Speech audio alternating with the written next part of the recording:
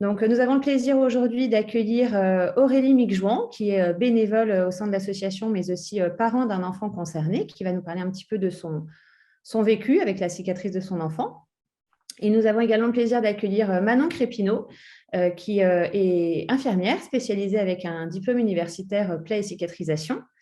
Et puis enfin, Antoine Dominique, qui est lui-même adulte concerné, donc qui a aujourd'hui une cicatrice, mais qui est aussi photographe, artiste, et qui a réalisé l'exposition photo de Petit Cœur de Beurre qui s'appelle Ma cicatrice, mon hymne à la vie, dont il va vous parler.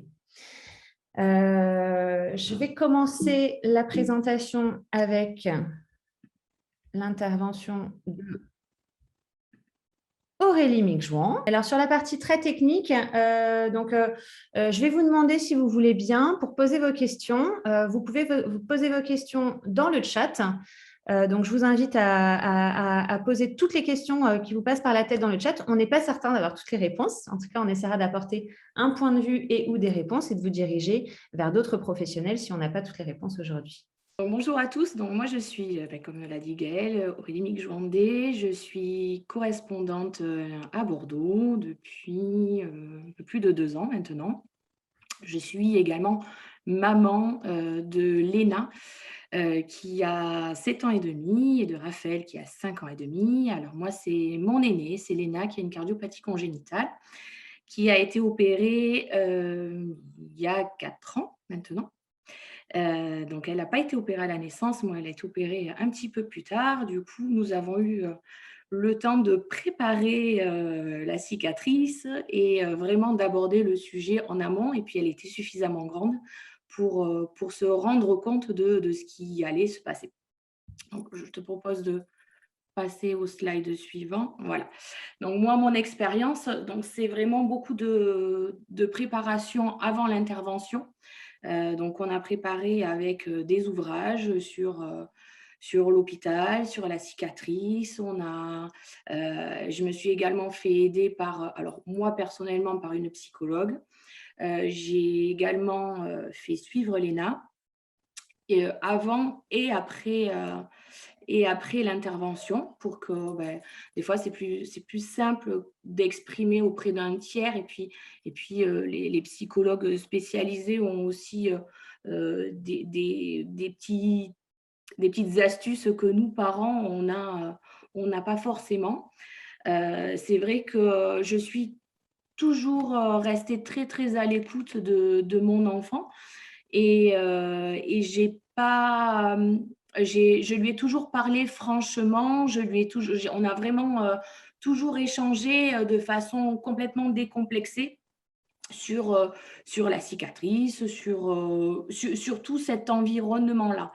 Et puis, je me suis donc aussi appuyée sur les personnes de mon entourage parce que j'ai la chance ou la malchance, je ne sais pas, d'avoir beaucoup de personnes de mon entourage qui ont eu des opérations avec des cicatrices apparentes.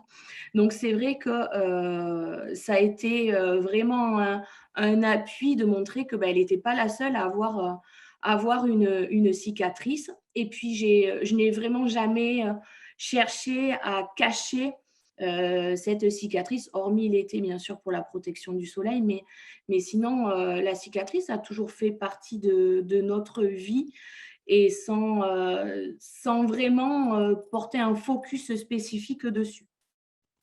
La cicatrice, pour nous, ça a toujours été, ça a toujours fait, enfin, quasiment toujours fait partie de son corps et ça n'a vraiment jamais été problématique jusqu'à il y a quelques temps où nous avons été confrontés à des petits soucis parce elle a un fil qui ne s'est pas résorbé.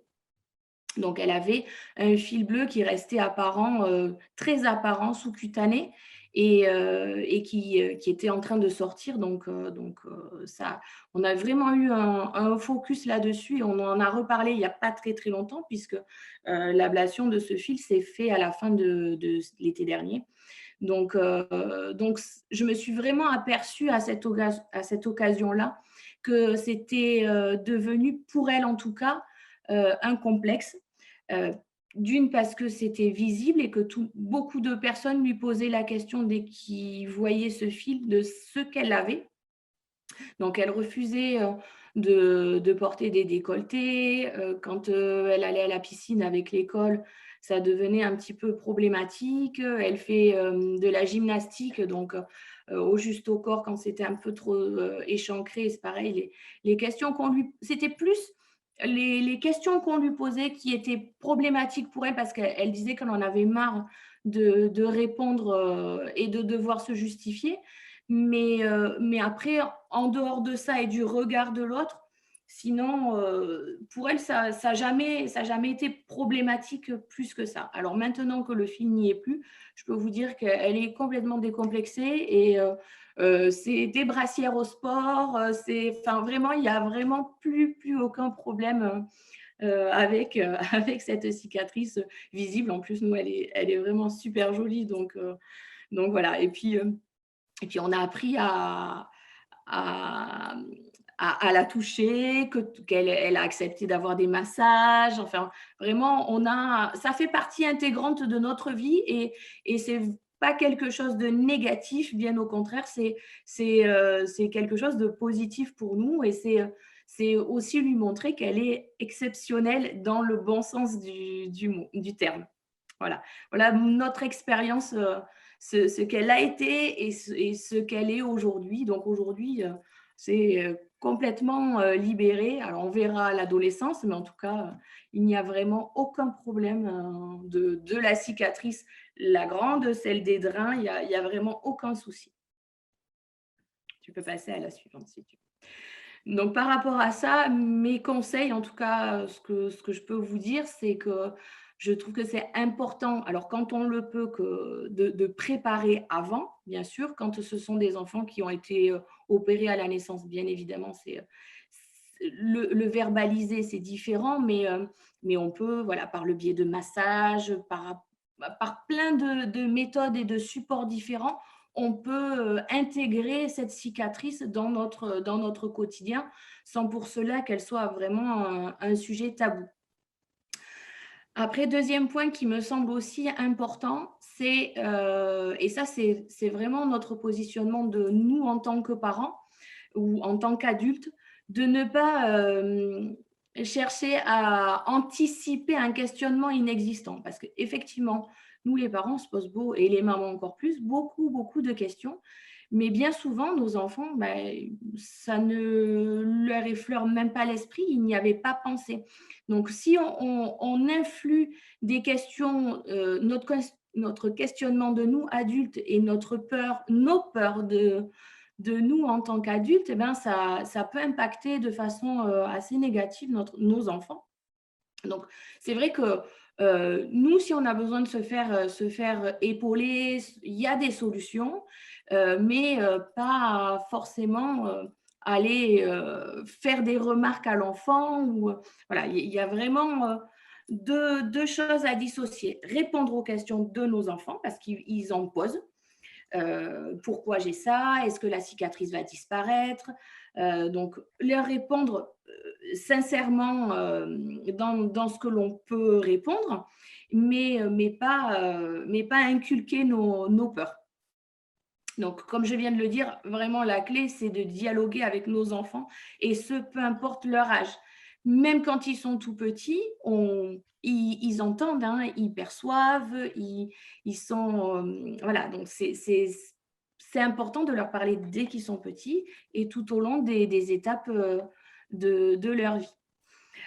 Ensuite, comme je l'ai dit précédemment, faire attention aux attitudes de l'enfant, parce que certaines fois, ils sont trop petits ou ils ne verbalisent pas forcément, mais on se rend compte, comme ça s'est passé pour moi, dans notre cas, que les enfants se cachent.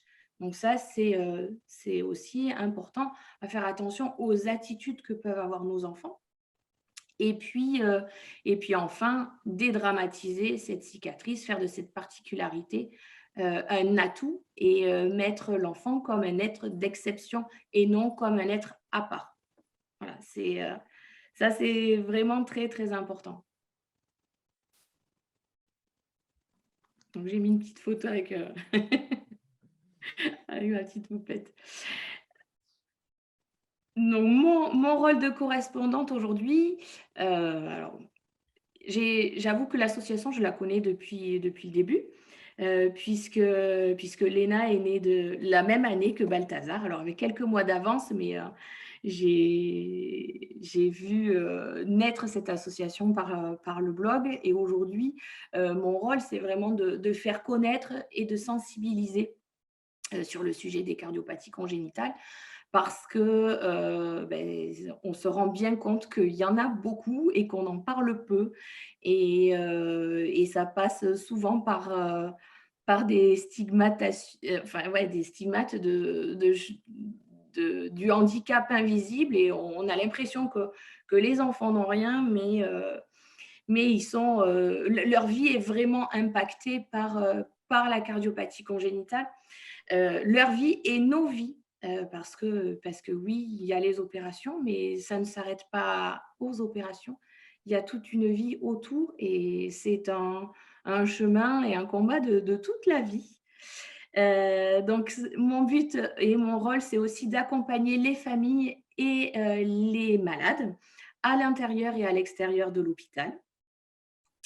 J'ai également, pour mission et envie, de rompre l'isolement des familles et des mamans parce que bien souvent on se sent, très démunis, à l'annonce du diagnostic et puis tout au long du protocole. Donc pour moi, c'était important de montrer à toutes ces familles qu'elles ne sont pas seules et d'avancer ensemble.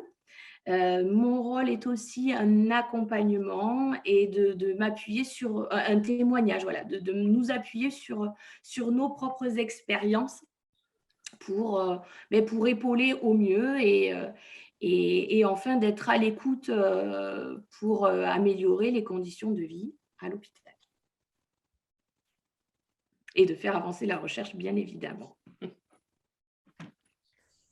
Merci beaucoup Aurélie pour cette présentation. Je crois que il y a beaucoup de parents dans la salle aujourd'hui et puis beaucoup d'adultes concernés qui se reconnaîtront dans ton témoignage.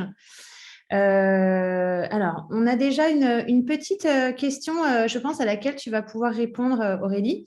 Est-ce que tu as eu des remarques? Est-ce que ta fille a eu des remarques à l'école? Alors, des remarques en tant que telles, non, mais des questionnements, oui. Tiens, pourquoi parce que c'est vrai que jusqu'à cet été, la cicatrice, pour nous, en plus d'une cicatrice normale, était très visible parce que ça faisait vraiment un trait bleu assez voyant. Donc, c'est pas des remarques négatives, mais des questionnements, parce que les autres enfants n'étant pas confrontés, ils se posaient la question de qu'est-ce que c'était, tout simplement.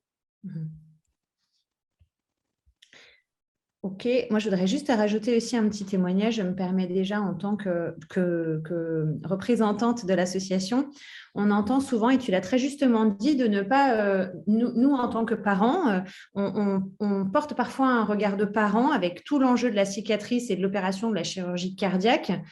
Nous, on a beaucoup de parents qui nous contactent avant l'entrée à l'école primaire et souvent les premières piscines où on va voir la cicatrice. Et ces parents sont très angoissés à l'idée de se dire ouais, mais comment mon enfant va gérer la cicatrice quand il va arriver à la piscine avec ses copains. Et ils nous rappellent après et ils nous disent en fait, ce qui s'est passé, c'est que mon fils, on lui a dit ah tiens, t'as quoi là? Et l'enfant répond ah bah j'ai une cicatrice, je me suis fait opérer du cœur quand j'étais petit. Ah ok, salut. Et en fait, c'est juste ça. C'est-à-dire que par exemple, j'ai une cicatrice au poignet. Bah, c'est la même chose. Ah, tiens, tu as une cicatrice au poignet? Ouais, je me suis cassé le poignet. En fait, il n'y a pas l'enjeu vital que les parents peuvent mettre. Vous voyez, le regard des enfants, parfois, il peut être assez simple. C'est tout à fait ça.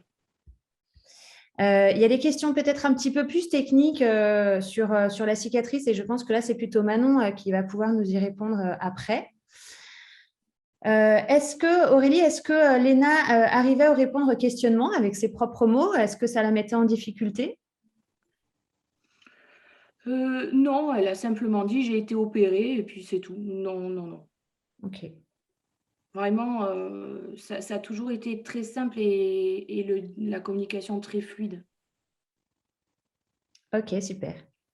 Et puis quand il y avait les mêmes livres à l'école, ben, elle leur montrait aux copains, les livres ou elle les prenait de la maison pour aller les montrer aux copains à l'école. Hmm, d'accord. Ok, génial. Alors, on est désolé, mais Aurélie a un petit impératif technique ce matin, donc elle va devoir nous quitter. C'est pour ça qu'on a posé quelques questions ce matin et qu'on a commencé par l'intervention d'Aurélie. Donc, vous pouvez retrouver Aurélie sur notre site internet dans la rubrique Nos bénévoles. Donc, si vous souhaitez lui poser d'autres questions et avoir un contact avec elle, n'hésitez pas à consulter ses coordonnées sur notre site internet. Aurélie, je te remercie. Tu peux rester avec nous Merci. encore à tes contraintes horaires. Merci à vous tous et puis oui, comme tu viens de le dire Gaëlle, si vous avez des questions, surtout n'hésitez pas. Ok, génial. Merci, au revoir. Merci beaucoup, Aurélie. Et donc, je vais passer la parole à Manon, Manon Crépineau. Merci Manon d'être avec nous aujourd'hui. Avec plaisir. Donc, je vais pouvoir présenter ta présentation. Oui. À vous la parole. Bonjour à tous. Moi, je suis infirmière à Pasteur avec le docteur Hatim Andressi. Donc, je m'occupe de coordonner toutes les hospitalisations, toutes les consultations du médecin, du docteur Lee aussi, qui est maintenant que j'ai omis de mettre sur le diaporama. Et voilà, il y a le nouveau médecin aussi qui est arrivé récemment. Donc voilà, et je vais vous faire une présentation parce que j'ai une formation sur les plaies cicatrisation et que je donne surtout certains conseils aux parents quand je les vois ou aux patients quand je les vois en consultation. Voilà. Je peux aller au slide suivant. Donc tout d'abord, je vais vous présenter les bonnes pratiques en post-opératoire immédiat. Donc, si la cicatrice, voilà, vous voyez qu'elle est propre, qu'elle est non inflammatoire, donc c'est pas rouge autour, etc. Il faut la laisser à l'air libre dès le lendemain de l'opération. Ça, vous le pouvez. Son nettoyage se fera simplement à l'eau et au savon. Donc, de façon circulaire, vous le savez peut-être déjà. Vous prenez une compresse propre, un gant de toilette propre, vous le mouillez, vous mettez un petit peu de savon dessus, vous le frottez de façon circulaire sur la cicatrice. Après, vous le rincez et vous le séchez en tapotant, en fait, directement sur la cicatrice aussi. Donc, la cicatrice, elle ne prendra pas son aspect définitif de suite, ça sera qu'au bout d'1 an, quoi qu'il arrive, environ. Donc, ensuite, au niveau du bain, il y a certains parents qui nous posent la question, comment il faut baigner l'enfant, comment on fait pour le bain, la cicatrice, est-ce qu'il faut l'immerger, etc. Donc, pas d'immersion totale avant 2 mois post-chirurgie. Il faut que 2 mois post-chirurgie, il faut que la cicatrice soit bien refermée, évidemment. Ensuite, vous pouvez baigner votre enfant, ou vous baignez, hein, je parle aux adultes et aux parents, il n'y a pas de souci. Vous pouvez vous doucher, etc. Mais il faut vraiment préserver la cicatrice. Donc, il faut trouver quelque chose pour cacher la cicatrice le temps du bain ou de la douche. Voilà. Il faut éviter au maximum de frotter dessus, quoi. Ça, c'est super important. Donc, ensuite, au niveau de l'exposition au soleil. Donc, il ne faut pas exposer la cicatrice au minimum pendant 2 ans. Si c'est un jeune, si c'est un petit bébé qui s'est fait opérer, etc., quoi qu'il arrive, de toute façon, les enfants, avant 3 ans, il ne faut pas les exposer au soleil, quoi qu'il arrive. Donc là, pendant au moins 2 ans, la cicatrice, il ne faut pas l'exposer. Il faut privilégier les t-shirts anti-UV et puis mettre de la crème solaire. Mais même si vous mettez de la crème solaire, ça n'exclut pas qu'il faut toujours se couvrir devant, quoi. Donc, vous prenez une crème solaire, les crèmes solaires, les max, là, 50, enfin, degré 50, ça sera très bien. Voilà. Ensuite, au bout d'1 mois, en général, la cicatrice, elle s'est refermée. Donc là, vous pouvez utiliser du Cicalfate, du Cicaplast et toujours masser de façon circulaire, comme quand vous nettoyez la cicatrice.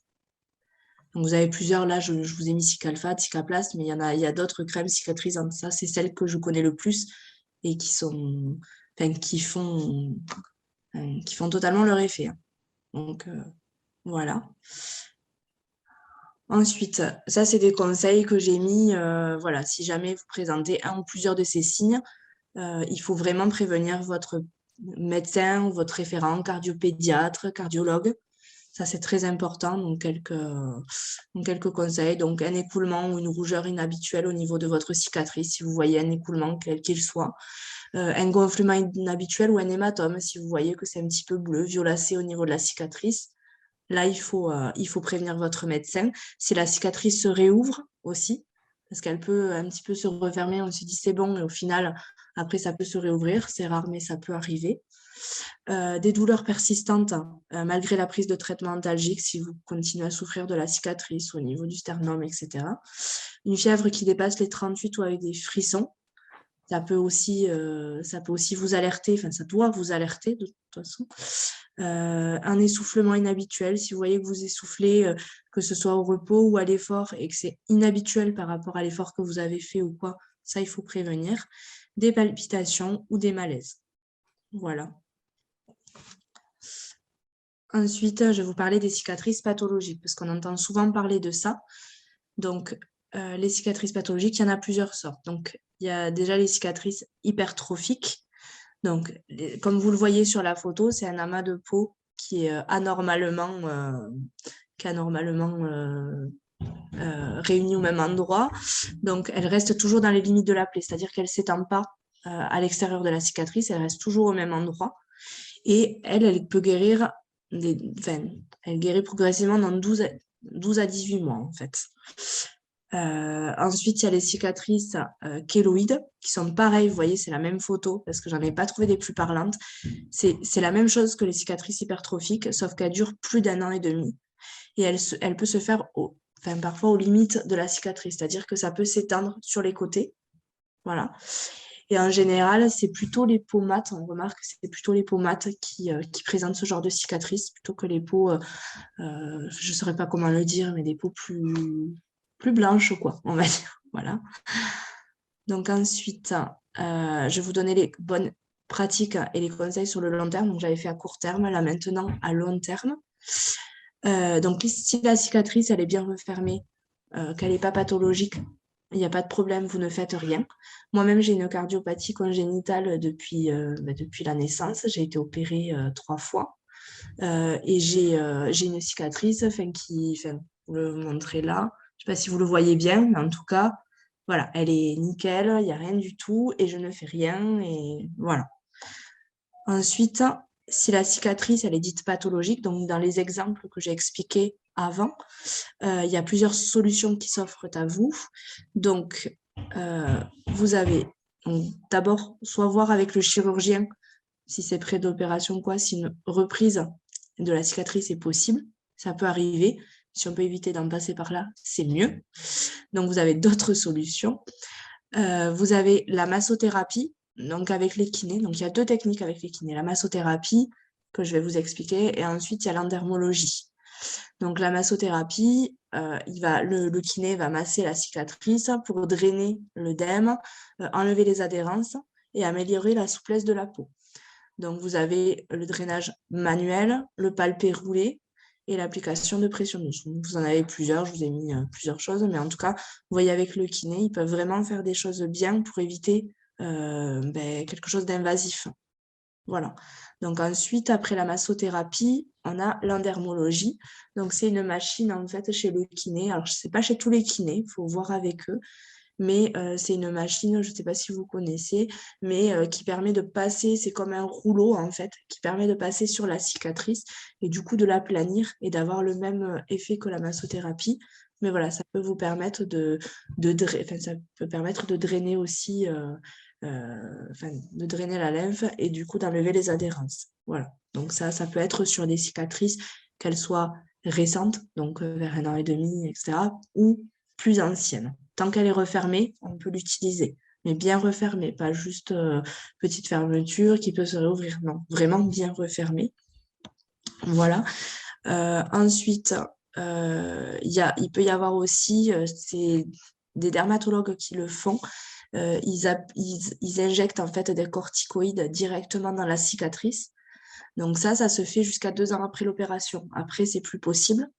Et ça va permettre aussi d'enlever les œdèmes parce que certaines fois, moi j'en ai vu des cicatrices qui étaient très épaisses, très boursouflées et ça permet de vraiment, donc on injecte sous anesthésie locale évidemment et ensuite le dermatologue met une compresse, met un compressif dessus et fait à peu près des injections toutes les 3 à 6 semaines. Voilà, en quelques temps, jusqu'à ce que la cicatrice aplanisse. Et ça permet vraiment d'avoir une jolie cicatrice après, quoi. Mais toutes les techniques avant sont très bien aussi. Moi, j'utilise la kiné, je trouve que c'est très bien. Enfin, plusieurs patients étaient contents de ça, donc je les ai orientés vers les kinés. Et ça a vraiment permis un mieux, quoi. Voilà. Et voilà, j'avais même pas mis de phrase de fin, désolée. Voilà. Super, un grand merci Manon. Je crois qu'on a eu beaucoup de réponses très précises et très techniques. On a eu pas mal de questions dans le chat. Alors, j'avais prévu de faire d'abord intervenir Antoine, mais je pense que c'est pas mal qu'on puisse rebondir tout de suite à ces questions. Est-ce qu'il y a d'autres massages que le circulaire? Tu as parlé beaucoup, Manon, du circulaire, mais est-ce qu'on doit faire que du circulaire? Honnêtement, oui. Enfin, moi, je connais que celui-là parce qu'après, les kinés font d'autres massages, donc la massothérapie. Mais au niveau massage, c'est ce qu'il y a de mieux, en tout cas. Parce que après, si on commence à étirer, à faire des massages comme ça, enfin, moi, je suis pas trop pour, quoi. Après, voilà. Moi, le circulaire, je sais qu'il fonctionne très bien. Après, je sais pas, si vous demandez à des kinés, peut-être qu'ils sauront mieux vous répondre. Je sais que moi, la massothérapie marche bien. Après, moi, je connais que celle-là, ouais. Et il est question aussi de la cicatrice du drain, parce que c'est vrai enfin des drains, parce qu'on parle souvent de la cicatrice de la sternotomie ou autre, mais qu'en est-il des drains? Est-ce que c'est aussi La même chose, c'est la même chose? On peut masser de la même façon tout à fait. Ok. On a une question aussi. On a une personne dans la salle qui a eu de la colle pour ressouder sa cicatrice. Oui. Est-ce que c'est une pratique qui est courante? Ah, ça arrive? Oui, oui, oui. Oui, j'en ai vu plusieurs fois. Ça, j'en ai vu sur Toulouse, en fait, principalement. Après, je suis sur Toulouse, donc j'ai pas vu non plus enfin, des patients d'autres villes, mais en tout cas, oui, là, moi, je vois en général Paris et Toulouse, et Toulouse fonctionne comme ça, oui. D'accord. Et bien entendu, on s'est parlé de sternotomie, mais pour les thoracotomies latérales, c'est pareil, hein, c'est la même chose. Oui, tout à fait. Tout ce qu'on se dit là est valable pour toutes les cicatrices. Oui, tout à fait. Et le bain prolongé, on parle des bébés nageurs, par exemple, c'est à partir de combien de temps après la cicatrisation, après la chirurgie? Ben, du coup, c'est enfin, par rapport au bain, en fait. Donc, c'est la même chose, les bébés nageurs, de toute façon, s'immergent totalement. Enfin, moi, je l'ai fait pour mon fils, je sais que voilà, de toute façon, c'est pas avant 2 mois, c'est la même chose en fait. La même chose que les bains. Ok, et puis une dernière question avant d'entendre Antoine. Est-ce que la massothérapie est également adaptée aux bébés? Oui, oui, oui, tout à fait. Tout à fait. Après, il faut faire attention que la cicatrice, par contre, soit bien refermée, quoi. Faut pas la faire directement ou même un mois après. Il faut vraiment attendre que voilà, soit bien refermé. Alors, en général, vous avez de toute façon, après la chirurgie, des contrôles réguliers auprès de votre cardiopédiatre ou de votre cardiologue congénitaliste. Donc, n'hésitez pas à lui demander à quel moment, si c'est possible pour vous, de commencer une massothérapie ou les bébés nageurs. Ce sont bien entendu des professionnels qui sont là pour répondre à vos questions. Super, un grand merci Manon. Vous pouvez continuer à poser vos questions dans le chat si elles arrivent là bientôt. En attendant, eh bien, Antoine nous a rejoint. Donc, je vais pouvoir laisser la parole à Antoine. Antoine, je te remercie d'être là. Antoine, toi, alors, je vais pouvoir partager mon écran. Antoine, je vais te laisser te présenter. Je pense que certains d'entre nous ici connaissent ton travail. Voilà. Et bonjour à tous. Est-ce que vous m'entendez bien déjà? Oui. Très bien, super. Donc moi, je suis Antoine Dominique, j'ai 32 ans et je suis originaire du sud-ouest de la France, à Montflanquin très exactement. Et je suis photographe, donc ça Gaël l'a déjà dit, on y reviendra après. Et du coup, tu peux passer à la slide prochaine. Voilà. Donc moi, j'ai été opéré du cœur 4 fois. Donc ça a été très tôt. Un an, en fait, à 1 an, il y avait un tissu familial assez important de malformations et de complications cardiaques dans la famille. Donc, j'ai été surveillé assez activement dès ma naissance. Donc, j'ai été opéré, voilà, comme vous voyez, dans une communication intra-auriculaire et ensuite une fuite mitrale qui a été un petit peu plus travaillée, on va dire, et jusqu'à en fait une opération en janvier, donc avec le remplacement de la valve mitrale mécanique. Et voilà, donc maintenant tout va bien, j'espère, pour quelques années.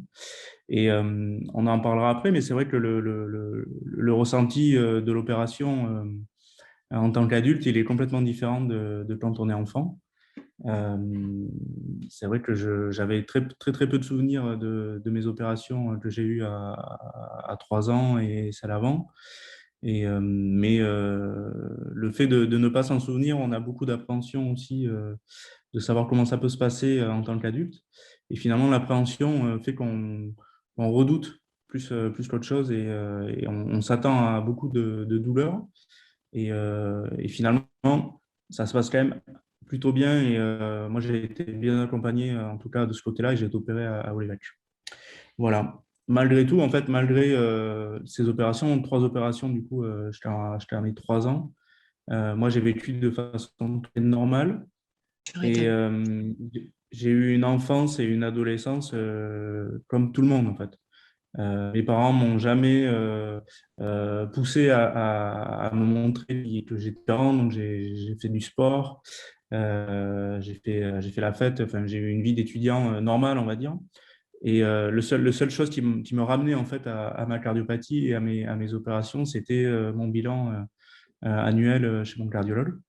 Mais je pense que le fait d'avoir construit un petit peu cette vie de manière normale et comme tous les enfants, comme tous les adolescents, m'a permis moi aussi de développer une sensibilité et de comprendre aussi certaines choses que d'autres adultes aujourd'hui ne peuvent pas saisir. Et cette sensibilité, moi j'en ai fait vraiment une force. Et ce ressenti-là, il est assez important dans ma vie d'aujourd'hui. Tu peux changer de slide. J'ai un peu avancé en fait finalement sur le slide d'après. Voilà. Donc ça, c'est des photos d'il y a longtemps quand j'étais jeune. Mais en soi, moi, ma vie n'a pas été dictée en fait en fonction de ma maladie ou de ma cardiopathie ou de mes cardiopathies. Et aujourd'hui, même si c'est quelque chose qui prend de la place dans ma vie, je ne réfléchis pas par rapport à ça. Je vais y réfléchir parce que j'ai une famille, j'ai une entreprise et ma est importante. Les gens qui sont autour de moi, qui m'entourent et qui je travaille. Oui. On a quelques soucis de connexion, mais ça va continuer. Parfois, ça coupe un peu, mais ça va. D'accord. Donc, je disais que ma vie, en fait, ma bonne santé est importante, en fait, pour les gens qui sont autour de moi. Donc, je me répète peut-être pour ceux qui ont entendu, mais voilà. Le fait de développer cette sensibilité que m'a amené, en fait, les opérations, le parcours de vie aussi, la rencontre, en fait, avec d'autres patients lors de mes séjours dans les hôpitaux. Cette sensibilité, elle a fait que je me suis beaucoup intéressé aux autres. Et quand j'ai découvert en fait la photographie, je me suis intéressé à la photo. Je me suis rapidement dirigé en fait vers le fait d'être un photographe social et humain, c'est-à-dire de photographier des personnes plutôt que des objets ou ou de la mode ou autre chose. Donc, finalement, mes cardiopathies, mes opérations, mon vécu ont permis en fait de développer cette empathie vis-à-vis de la famille en fait et des enfants et des adultes et des parents et qui aujourd'hui me sert au quotidien. Donc, on peut changer de slide si tu veux. Voilà. Donc, ça, c'est mon métier en fait aujourd'hui. Donc, j'accompagne des familles dans leur construction de leur patrimoine familial photographique. Et le fait d'être assez empathique, en fait, avec toutes les histoires de vie que j'ai pu rencontrer, me permet aussi de développer, en fait, des relations avec mes clients qui sont vraiment très, très précieuses et que j'aime beaucoup, moi. C'est aussi pour ça que je suis photographe. La photographie, en fait, c'est un métier, c'est mon métier, c'est mon entreprise, mais c'est aussi une manière, moi, d'exprimer mon engagement. Et mon engagement, en fait, il a été militant il y a quelques années. Et maintenant, il se situe vraiment dans l'expression de la photographie. Et je choisis, en fait, des causes qui me tiennent à cœur pour développer, en fait, cet engagement et l'exprimer. Il y a 3-4 ans, 4-5 ans, en fait, avec les 2 ans du Covid, on ne sait plus trop les délais. Mais j'ai commencé à me dire, je souhaite en fait témoigner de ce que j'ai vécu. Donc, de cette cicatrice que j'ai au milieu du sternum, de ces parcours, de ces histoires de vie, de traumatisme, de renaissance, de résilience. Et je n'avais que en fait, la photographie pour l'exprimer et pour la raconter. Et du coup, je me suis dit, moi, je suis portraitiste, je fais des portraits des gens. Il faut absolument que je photographie des personnes qui ont été opérées du cœur. Et c'est à ce moment-là que je me suis rapproché du coup de l'association Petit Cœur de Beurre. Tu peux changer si tu veux aller, voilà. Donc ça a commencé comme ça. J'ai contacté l'association via la correspondante bordelaise de l'époque, qui m'a qui m'a dirigé vers Marie. Et avec Marie, on a construit ce projet-là. Ensuite, c'est joint Pauline, qui m'a suivi sur toutes les prises de vue. Et puis, on a réussi, en fait, sur 2 ans, à faire un petit tour de France pour photographier quasiment 80, ou je ne sais plus si 70 ou 80 personnes qui ont été opérées du cœur. Donc, ça a été aussi bien des enfants, des adultes. Et j'ai volontairement mis peu de photos sur le slide pour que vous puissiez aller voir le site qui a été construit du coup il y a peu de temps en fait. Et là, vous avez tous les portraits.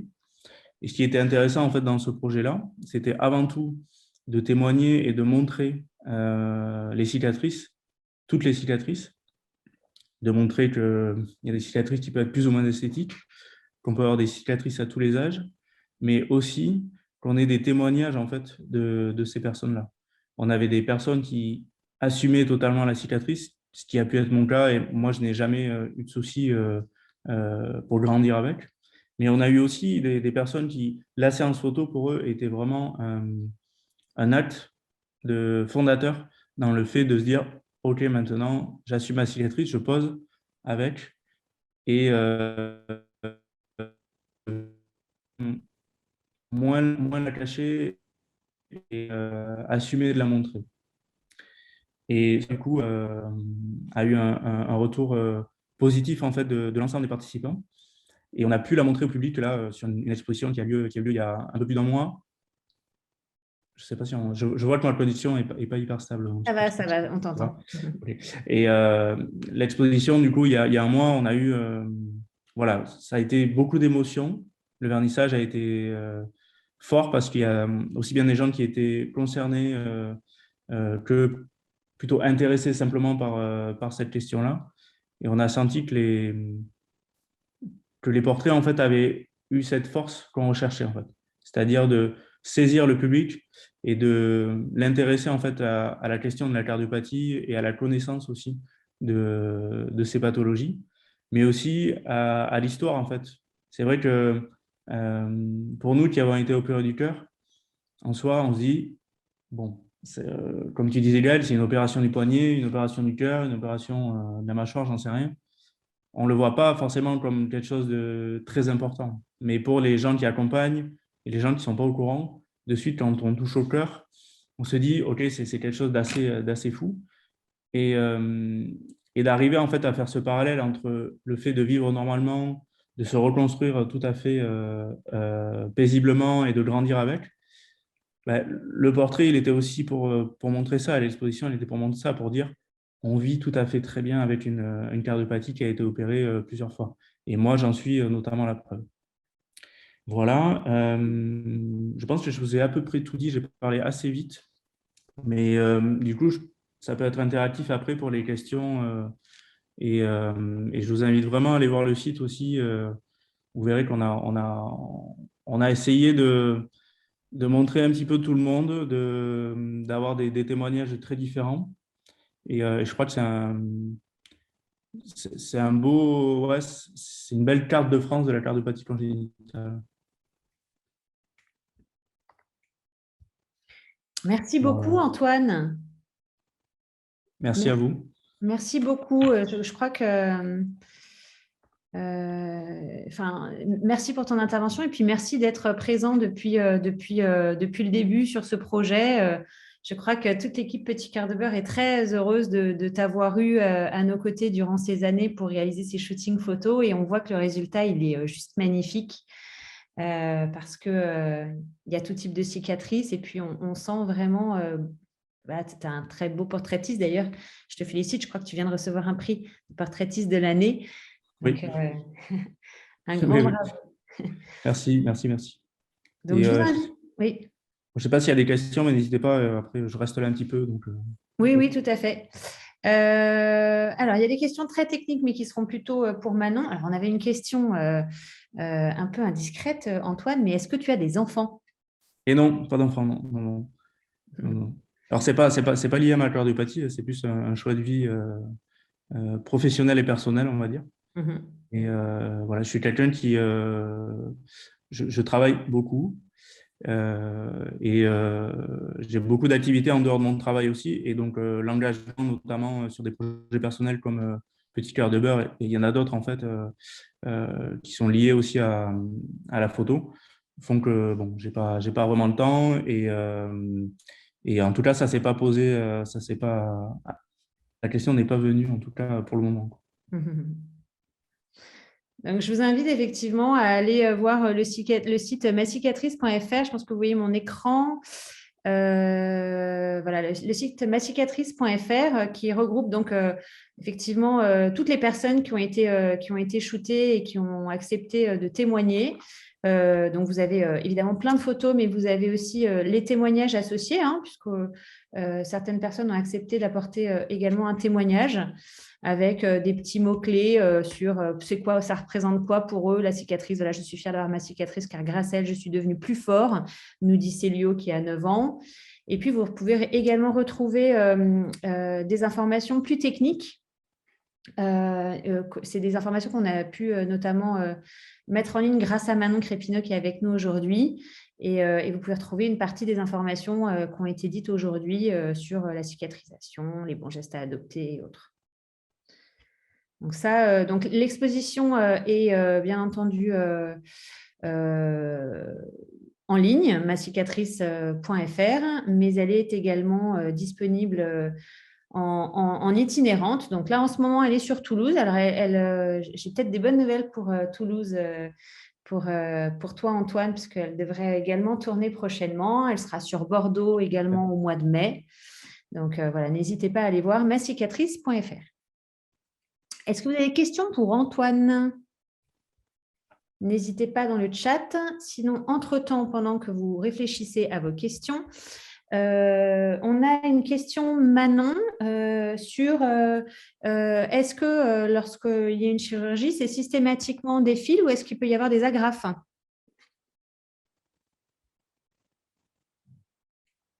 Manon, est-ce qu'elle est encore là?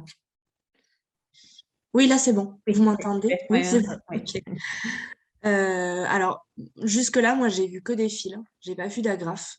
Après, peut-être qu'il y en a, mais moi, jusque-là, j'en ai pas vu. D'accord. Oui. Alors, attendez, Voilà. Sur les enfants, les bébés, j'ai plutôt vu des points.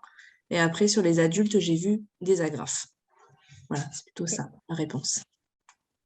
Il y avait également des questions, peut-être Manon aussi pour vous, sur les plaques en silicone. Oui, ça j'ai oublié de le dire, effectivement. On peut trouver en pharmacie des plaques silicone pour mettre dessus. Ça fait un gel et ça permet d'aplanir aussi et de rendre plus doux la cicatrice. Ça y est.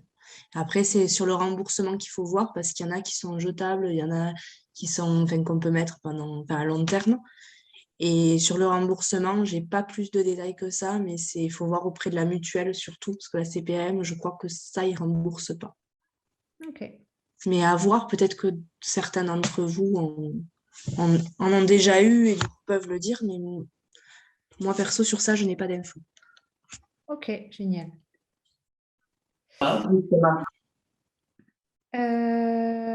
Je ne sais pas s'il y a encore des questions. Je crois qu'on a fait à peu près le tour des questions. Est-ce que Antoine, tu veux rajouter quelque chose? Oui, alors je me reconnecte, désolé. Non, je me disais que ce que m'avait permis moi aussi le projet, et c'est là aussi qu'il faut saluer votre travail, c'est la rencontre en fait avec d'autres patients et d'autres personnes qui ont été opérées. Même si j'ai fait de nombreux séjours dans les hôpitaux, on n'a pas le temps en fait. On n'a pas forcément le temps de rencontrer des gens. Alors même si moi j'ai fréquenté des hôpitaux à une époque où les chambres étaient plus fournies que maintenant. C'est-à-dire qu'on était plutôt dans des dortoirs et il y avait d'autres enfants, donc les parents pouvaient se rencontrer et ça amenait de l'inconfort, mais aussi ça amenait de la rencontre. Et c'est vrai qu'en fait, moi, le fait d'avoir je suis toujours allé à l'hôpital en famille puisque mon cousin Germain, en fait, a exactement la même cardiopathie que moi, donc on y allait ensemble. Mais on n'a jamais vraiment rencontré de personnes qui avaient notre âge ou des âges différents qui avaient été opérés et avec qui on a eu le temps de discuter. Et tous les échanges qu'on a eus, en fait, le long en fait, de ces shootings, en fait, ça a vraiment permis, moi, de rencontrer toutes ces personnes. Et la dernière session qu'on a faite à Paris, où vous aviez prévu aussi des intervenants, avait été, je pense, hyper constructive et c'était un beau moment en fait d'échange. Et ça, c'est quelque chose, je crois, qui a vraiment de la force, en tout cas pour moi qui ai été opéré. Un grand merci pour ce retour, Antoine. C'est vrai que l'association est aussi là pour permettre de créer du lien, de donner de l'information, d'échanger comme on peut le faire là ce matin. Et on vous invite tous à venir sur nos événements physiques quand ils sont possibles, puisqu'on sait que depuis 2 ans, tout est beaucoup plus complexe et qu'on se retrouve maintenant davantage devant un écran qu'en vrai. Mais quand c'est possible et qu'il y a des événements autour de chez vous, sur le site internet de Petit Cœur de Beurre, vous pouvez retrouver les événements qui ont lieu proches de chez vous et prenez contact avec nos bénévoles proches de chez vous parce qu'ils pourront vous donner avec précision tous les événements qui sont organisés. Et je suis d'accord, il faut rencontrer autour de rencontres formelles ou informelles. Mais du coup, tu me permets de faire le lien, Antoine, sur d'autres rencontres. Le prochain rendez-vous InfoCœur, alors ce sera encore devant un écran, hein. En plus la 5e vague n'étant pas loin, on préfère toujours faire ça derrière un écran, puis ça permet à tout le monde de pouvoir nous rejoindre depuis toute la France et même de l'étranger. Donc le prochain rendez-vous InfoCœur, il aura lieu le 29 janvier. Et alors, grand sujet, le sujet du neurodéveloppement des enfants nés avec une cardiopathie congénitale. Donc, nous aurons la chance de pouvoir avoir la présence du docteur Pascal Amedro, qui est cardiopédiatre sur le CHU de Bordeaux, mais également de Johanna Calderon, qui est neuropsy et qui vient de Boston, mais qui vient d'arriver maintenant et qui est sur Montpellier. Donc, la billetterie n'est pas encore en ligne, mais réservez votre date samedi 29 janvier. Ce sera un format un peu plus lent parce qu'il y aura beaucoup de choses à dire, je pense. Donc, ce sera un format d'1h30 a priori. Et puis, bon, alors là, ce n'est pas de la rencontre, mais voilà, on est au mois de décembre. Dans toutes les associations, vous savez que c'est une période qui est importante pour nous. Donc, je vous encourage à aller sur notre cagnotte Un Noël qui a du cœur pour faire un don à l'association pour nous aider de continuer à agir. Je vais peut-être aussi laisser la parole à Marie, qui est ici dans l'ombre depuis tout à l'heure, mais que certains connaissent peut-être aussi. Marie, qui était en charge de la technique aujourd'hui notamment. Est-ce que Marie, tu vas rajouter un petit mot sur les actualités ou sur l'appel à bénévolat, si toutefois certains d'entre vous veulent se joindre à nous pour rejoindre l'équipe des bénévoles Petit Cœur de Beurre?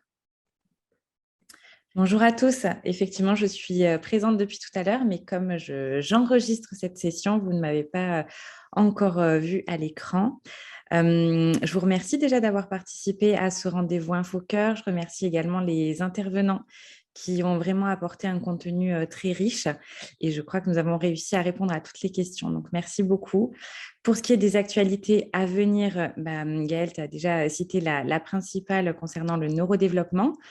Nous continuons à agir malgré le contexte sanitaire à l'hôpital, mais aussi en dehors de l'hôpital. Certains rendez-vous sont malheureusement annulés dernièrement avec cette fameuse 5e vague qui arrive. Cependant, notre réseau de bénévoles reste toujours à votre disposition.